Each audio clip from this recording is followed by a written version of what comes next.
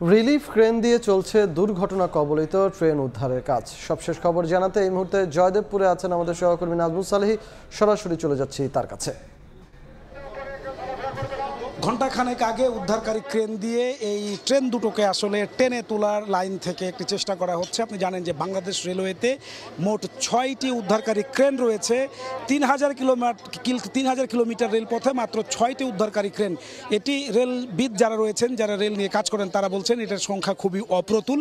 এই ক্রেনের সংখ্যা কম থাকার কারণেই কিন্তু এই ধরনের দুর্ঘটনা কবলিত যখন হয় তখন কিন্তু আসলে সময় মতো ক্রেনগুলো এসে উদ্ধার কাজ শুরু করতে পারে না, যে কারণে উদ্ধার কাজ শুরু করতেও কিন্তু এক ধরনের অনেক সময় লেগে যায়। এবং আজকে যে এই দুজন পয়েন্টসম্যানকে ঘটনায় বরখাস্ত করা হয়েছে, সেই দুজন পয়েন্টসম্যান কিন্তু হচ্ছে রেলের অস্থায়ী ভিত্তিতে ছিল, অর্থাৎ তারা কিন্তু আসলে রেলের স্থায়ী কোনো কর্মী না। তারা হচ্ছে যে রেলের আউটসোর্সিংয়ের মাধ্যমে এক প্রকার তাদেরকে কোনো ট্রেনিং ছাড়াই এরকম স্পর্শকাতর গুরুত্বপূর্ণ কাজ, অর্থাৎ যে লাইনের পয়েন্ট তৈরি করার কাজ আসলে তাদেরকে দেওয়া হয়েছে, যেটি আসলে অনেকে প্রশ্ন তুলছেন। এবং সামান্য জ্ঞান থাকলে আসলে বোঝা যায় যে প্রপার ট্রেনিং ছাড়া এই ধরনের স্পর্শকাতর কাজ করতে দেওয়া উচিত না। এরপরেও কিন্তু আসলে সেটাই হচ্ছে। রেল এরকম 8500 অস্থায়ী গেটকিপার এবং বিভিন্ন কাজ পয়েন্টসম্যান খালাসি মিলে রয়েছে, যারা আসলে রেলের গুরুত্বপূর্ণ কাজগুলো করে থাকেন। অনেক সময় কিন্তু এই ধরনের দুর্ঘটনা কিন্তু ঘটছে, এবং দুর্ঘটনা যে ঘটছে আমরা আজকে যে জায়গাটিতে দেখছি এটি আসলে না, এরকম সিগন্যাল জনিত কারণ, রেল লাইন ঝুঁকিপূর্ণ, মেয়াদ উত্তীর্ণ ইঞ্জিন ইত্যাদি কারণে রেলের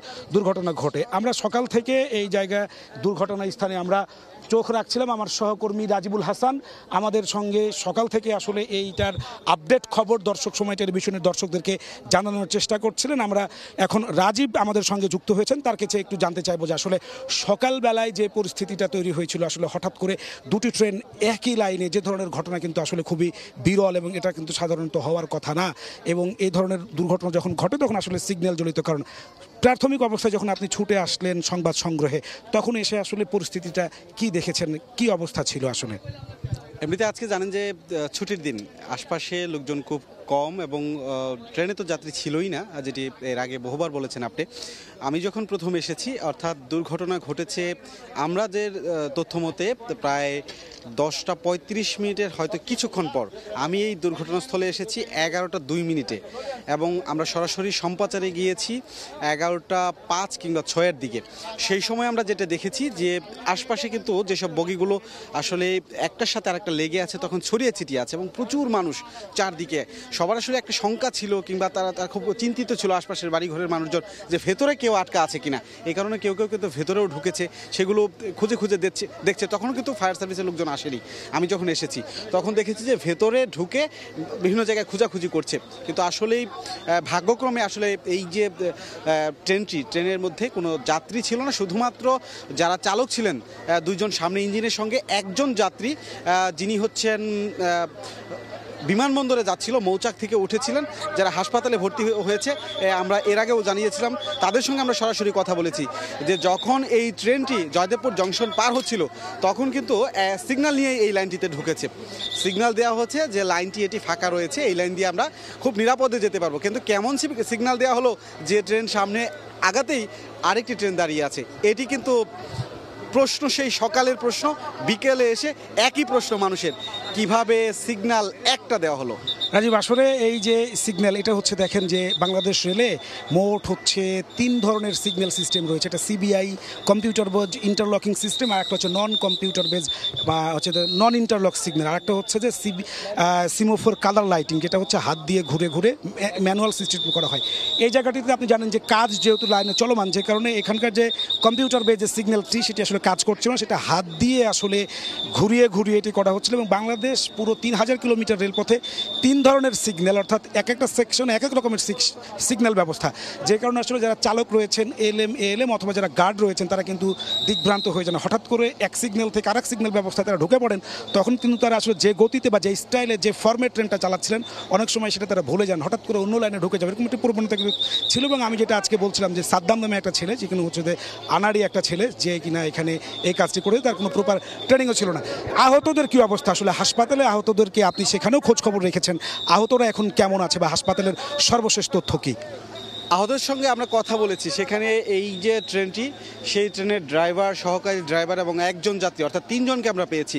তাদের মধ্যে ড্রাইভার যিনি, তিনি গুরুতর অসুস্থ, মাথার তে সেলাই লেগেছে 8 থেকে 9টা এবং তার অবস্থা কিন্তু সংকটাপন্নই বলা চলে। ডাক্তারের সঙ্গেও কথা বলেছি আমরা, এবং তিনি কথা বলতে পারেননি আমাদের সামনে, কিন্তু তার সঙ্গে থাকা আরেকজনের সঙ্গে আমরা কথা বলেছি, সহকারী ড্রাইভার যারা তাদের সঙ্গে কথা বলেছি। তারা এখন দুইজনের হচ্ছে মাথায় এবং একজনের চোখে এবং বুকে আঘাতের চিহ্ন রয়েছে, বিশেষ করে ক্ষত রয়েছে। কারণ এটার ভেতর থেকে কিন্তু যখন তারা ইঞ্জিনের সাথে ছিল, দুজন চালকের সাথে ওই যাত্রী ছিল এবং পিছনের একটা বগিতে আর 3 জন যাত্রী ছিল। এই পুরো ট্রেনটি কিন্তু ফাঁকা ছিল। যারা ছিল তাদের সঙ্গে কথা বলে এমনটাই জেনেছি আমরা। তখন কিন্তু যখন এই অ্যাক্সিডেন্টটি হয় তখন এই যে লেগে গিয়েছিল একটা ট্রেন দাঁড়িয়ে আছে, আরেকটি যে একটার মধ্যে লেগে পড়েছে এবং ইঞ্জিনের সাথেই হচ্ছে বসে আছে, যে কারণে তারা এক ধরনের চাপা লেগেছে।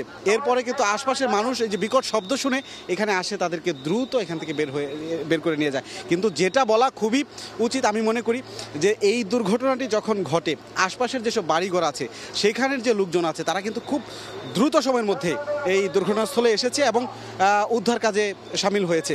সেটি আইনশৃঙ্খলা বাহিনী, ফায়ার সার্ভিস সবার আগে। এটি আসলেই খুবই একটা আশার আলো বলা যায়।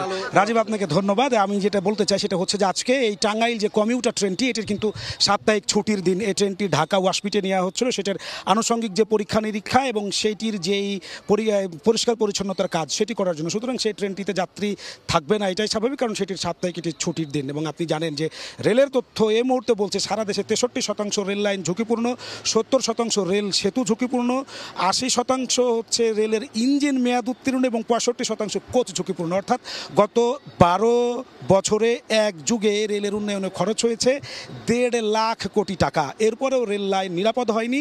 অদক্ষ চালক, অদক্ষ পয়েন্টসম্যান, অদক্ষ গেটকিপার যাদেরকে ভাড়া করে আউটসোর্সিংয়ের মাধ্যমে নিয়ে এসে রেল চালানো হচ্ছে, যে কারণে আসলে রেলের সার্বিক যে পরিস্থিতি তা কিন্তু আসলে নিরাপদ হচ্ছে না। রেলে একদিকে বিনিয়োগ বাড়ছে, গত বছরে রেলের লোকসান ছিল 2000 কোটি টাকা, বিনিয়োগের সাথে পাল্লা দিয়ে বাড়ছে লোকসান, বাড়ছে দুর্ঘটনা। এই ছিল আমার কাছে দুর্ঘটনাস্থল থেকে সর্বশেষ। যুক্ত হয়েছিলেন সহকর্মী রাজীব। রাজীব, আপনাকে অনেক ধন্যবাদ আমাদের সাথে যুক্ত হওয়ার জন্য। গাজীপুরের জয়দেবপুর থেকে সহকর্মী রাজিবুল হাসানকে সঙ্গে নিয়ে যুক্ত হয়েছিলেন আমাদের আরেক সহকর্মী নাজমুস সালেহী।